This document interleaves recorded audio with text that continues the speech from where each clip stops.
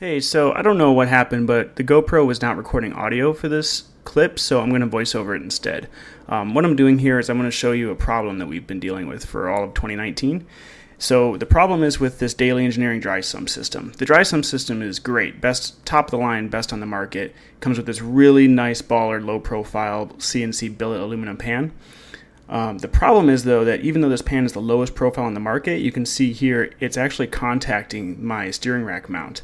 And I even cut down the weld-on nut on this bracket and replaced it with a low-profile nut to try to decrease this problem, but it's still contacting. So what we're going to do is remove this cross member and actually mail it up to the Drift Cave, because Matt Field and the Drift Cave have partnered with Part Shop Max, and they have a system where they cut and weld in a new modified center section to this cross member, which moves the steering rack down and forward. So we're going to get better steering geometry, and also we're going to get more clearance for that oil pan.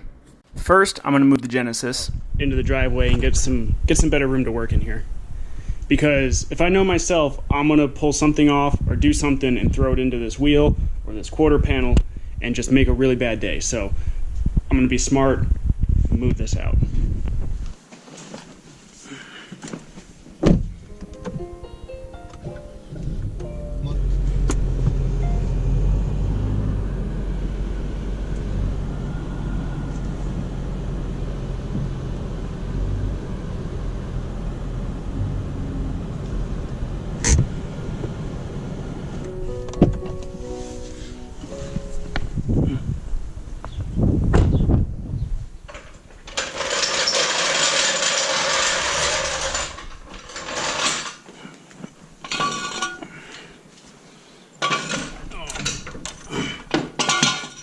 Everything's so heavy.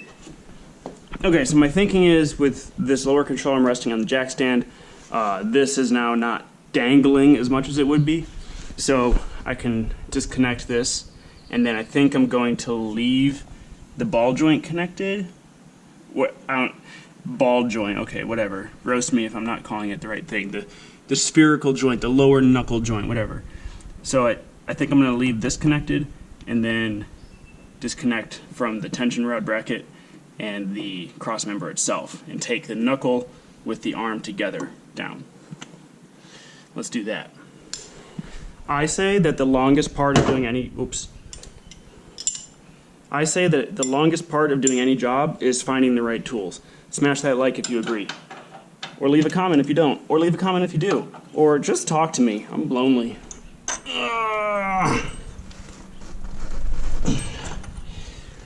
That's tight. Oh, Jesus.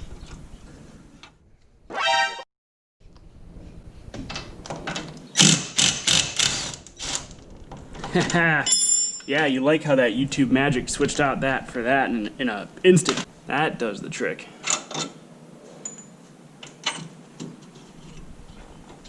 Little trick that I like to do is put the fasteners back in whatever you took apart, just finger tight. That way you know what nut and bolt goes with what, and it doesn't get all mixed up and lost across the floor. Pro tip from a not-so-pro.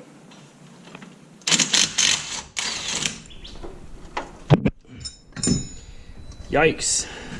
The smart man would take the caliper off and the rotor off and do each piece individually, so it's not one big, awkward, heavy load at once. But smart man's not here.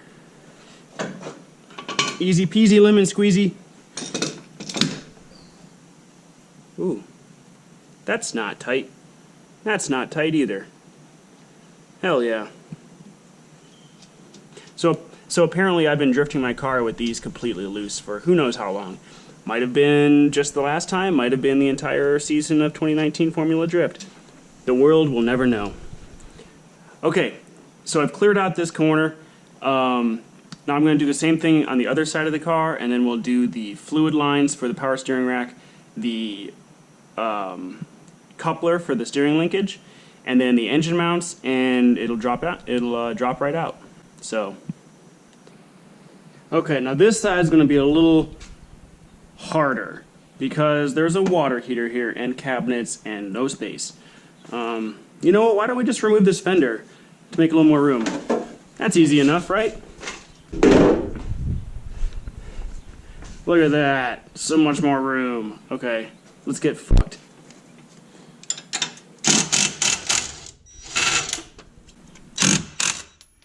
Whoop. Bye.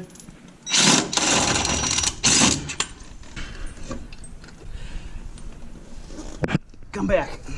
Come back. I need you. Okay.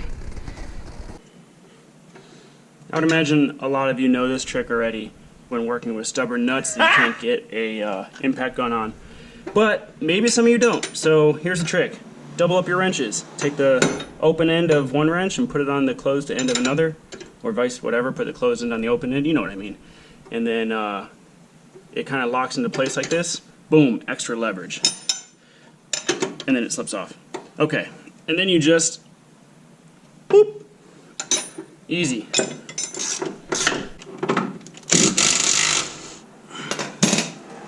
All right, now the passenger side is all cleared out. We're gonna go under the car now, and do the steering linkage, and disconnect the hydraulic lines. Maybe we'll make a mess if we're lucky.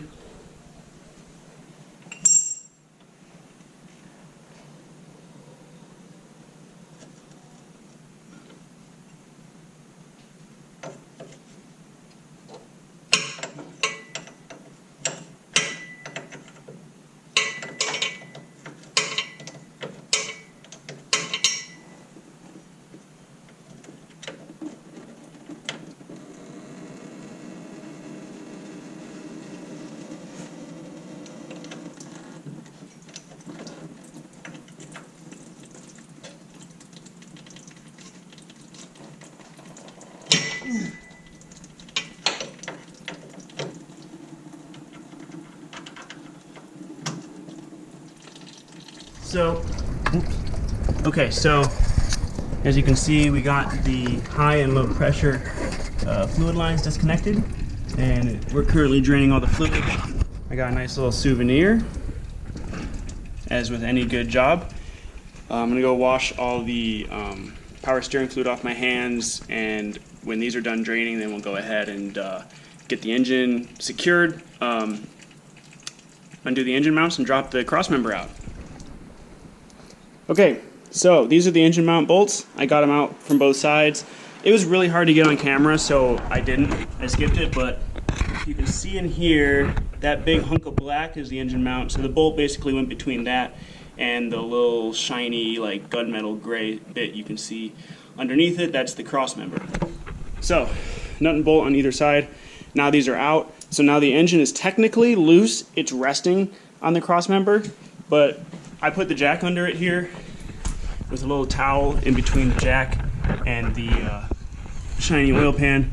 So at this point I can lower the subframe away and the jack will begin supporting the engine weight. So that's what we're going to do now.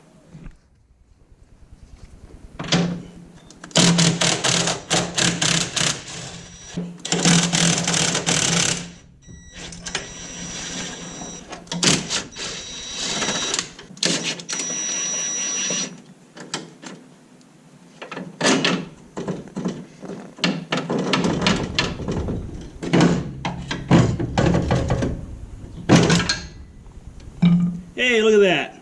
So basically, this would have been a lot easier with two people, but I kind of did some fancy jack working, as you can see by that super safe looking contraption over there, to lower each side individually without letting it all just smash onto the ground.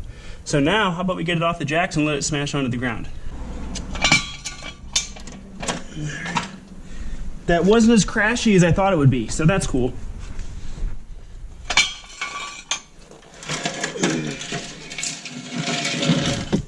There it is. There's my phone. There it is. Okay, so I'm going to take the steering rack off. This is the part that is contacting the oil pan. And let me get over to the other side. So you can see, like, I tried to do what I could already as we went into 2019 with this dry sump pan, because this used to look like this, and it had this whole bolt sticking through it. And it wouldn't even allow the engine to mount. So I already cut off the weld-on nut, like that's on this side, shaved that flush, and then I used a shorter bolt and like a low-profile nut here to try to get as much clearance as I could for the oil pan that sits flat like this.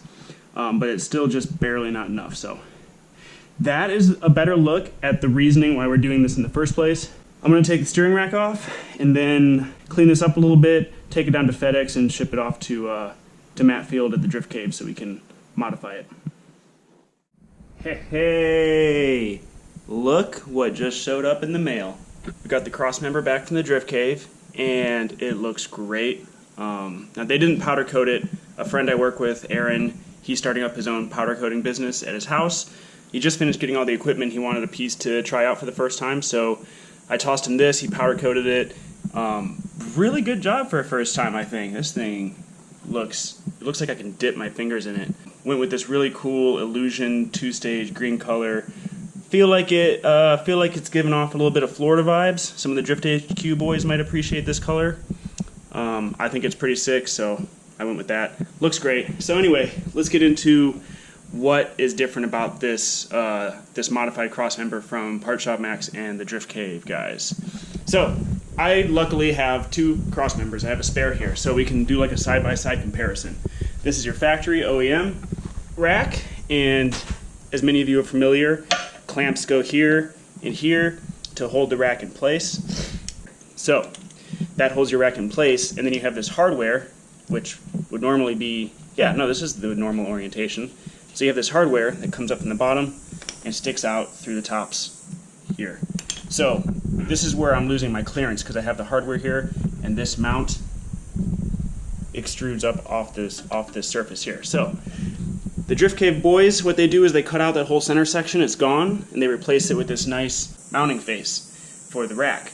And so what this does is it eliminates the need for these style OEM clamps that come down from overhead. And so instead it replaces them with these clamps, which can mount here on the rack and have caps that come in from the backside. See? So the backside like that. So you don't have any hardware sticking out from the top anymore, and also this mounting surface places the rack lower than the factory location. So the rack sits lower and you don't have hardware coming up, so it offers you a lot more vertical clearance, and this also gives you the ability to move the rack forward like a bunch. So let's get into it. I'm going to mount this. I've already taken off the Weissfab offset tie rod spacers, so this rack is good to go. Let's mount it up. Okay, I just started laying this out to kind of see how it's going to work up. I did not receive like written instructions with mine, but it's pretty straightforward, honestly. If you Google one image on Google about what it looks like when it's all mounted, it just clicks, or you can just sit here and look at it for like 15 seconds and be like, oh, okay, that's how it works. So what I've learned here, it comes with all this hardware, it comes with these band clamps, and all these mounts, and pieces like this, and here. So this offers adjustability. These spacers here, if you want to, you can place them underneath, between here, and it'll raise your rack up, or you can bottom it out and lower the rack as much as possible. So you're offered some adjustability with these pieces, and what this piece does here is this controls the side-to-side movement of the rack. So when the rack's mounted, this is going to slide in right there, and that keeps the rack from sliding side to side, since all these do is clamp it like this. So technically it would still be able to slide with the forces applied to it. And this prevents that. So 2 bolts per mount, 2 here, 2 here, 2 here, 2 here, and that holds everything in place. And why there's 6 holes on each mounting point is so that you can slide this back or forward. So you can adjust how forward you want the rack. So Part Shop Max, with a lot of stuff that they market, I've noticed they like to offer a lot of adjustability with their pieces, which can be kind of confusing for some people, but it allows you to really dial in a lot of their parts if you spend enough time adjusting them. So I appreciate that. I like their geometry kits for the S chassis, their rear suspension kits and all that stuff. Their arms offers a lot of adjustability, and that is the case here as well with this kit. So I'm going to go, I think, opt for the furthest forward position and the lowest off the bat. I think that'll be best for me. So we're going to start there, and yeah, let's tighten it all down, see what it looks like all mounted up. All mounted, all tight. This center one is done. So the nice thing is these band clamps, you can choose to orient them however you want to have, wherever you want to put the nut. So I chose to orient it so the nut is facing down like that, because my main concern obviously is clearance on the top section here. So this way all of this kind of stuff that pokes up is not on the top and it's off on the back side like this.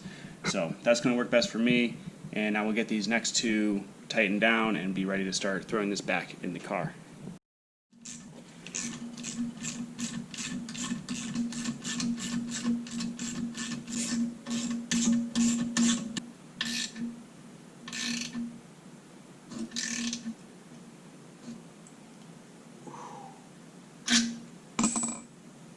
Now that's tight.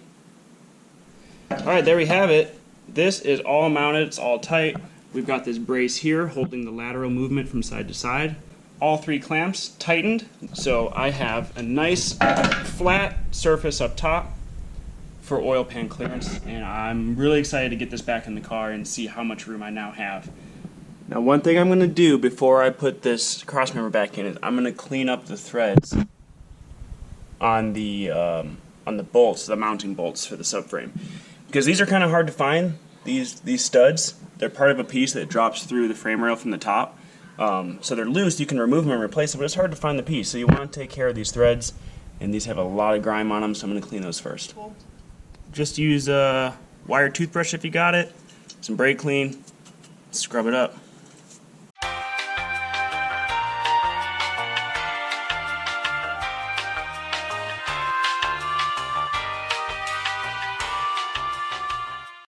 I just remembered, before I put the crossmember back in, I want to talk about this last little piece of the kit. This is an optional thing. When you buy the rack forward kit, you can option to purchase this or not for a little bit extra. I did, and I'm going to explain why. What this is an extension for your steering column. So, like I said before, this moves the steering rack down and forward, and it moves it down and forward so much that your factory steering column is really going to struggle to reach the when this is on the end, this is really going to struggle to reach the rack here. You can extend your factory column. It's really tough though. It does telescope. You can use a slide hammer and pull it out, but it's really hard. And this car's like 30 years old. Steering column's like 30 years old. So I'm not going to mess with all that. So they sell this extension. So what this does, slide this onto your rack like so, and then this is on the tip of your steering column, and this will slide into this. So it just helps extend and bridge the gap that's now created between the two. So really neat piece of kit. I'm glad that they thought to include this as an option. It's pretty clean. Just takes an Allen key to tighten it down, clamp it on the rack. So I got it. Glad I did, and I'm looking forward to seeing how simple this makes the installation as far as the steering linkage is concerned. So now let's get it in the car.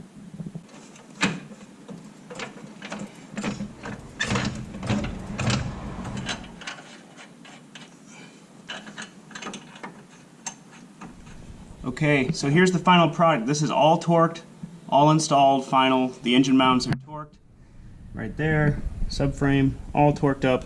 Final resting position, we have maybe somewhere between 1/8 and 1/4 inch of clearance. Probably closer to 1/8, which honestly, compared to what it was before, is miles of clearance. And we used to have these hockey puck like looking spacers between the cross member and the engine mount. So these were going, let me get the light back up here. Those were going between the green piece and the black piece here. And we were using these to try to space the engine up just a little bit more to get as much clearance as we could. And these are, I don't know, these look like 1/4 inch spacers. So even without these now, the engine is lower, we still have healthy clearance. So I'm going to be really stress-free driving this car now, knowing that my rack is no longer threatening my oil pan. So mission accomplished. So actually, here's a little something I just realized. You know, I oriented these with the threaded rod pointing down, and I explained why, because if this was up top, I couldn't clear my oil pan. And I didn't even realize until I was talking to my friend Silas, who has one of these kits too, I could flip these bands and have the threaded rod literally sticking out the bottom, parallel to the ground, out the bottom under the rack. And so, I don't know, hindsight moment. In order to flip these though, I have to lower down the cross member again, and I'm not about to do that. So I did like kind of clock these so they're not pointing straight down, they're kind of at an angle. And they're not pointing below the cross member. They're at the same level as the bottom of this cross member. So I don't think they're going to catch stuff on track and all that. It's okay. I'm not going to drop this cross member again. I just tightened everything up. But this way you know before you do it. So I'll get the Weiss fab all mounted back up, get the knuckle back on, so this whole corner is back together, less pieces laying on the garage floor, and then we'll call it a day, because it's hot, and I hate laying on my back on this floor, and I'm ready to jump in the pool, or cold shower, or both. Let's wrap it up. Let's get it done. So thank you for watching the video. I hope it was somewhat informative. I'm enjoying making these like tutorial how-to detail like technical car work videos along with the more fun stuff like drifting on track and all that stuff. So I'm enjoying it. Hope you do too. We'll see you in the next one.